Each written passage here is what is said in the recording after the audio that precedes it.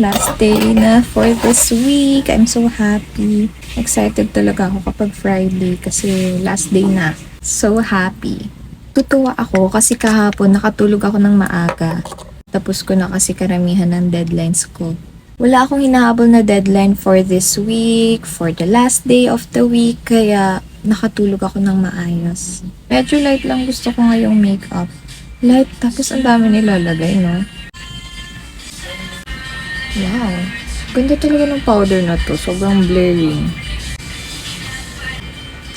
Ang dami! Dami to.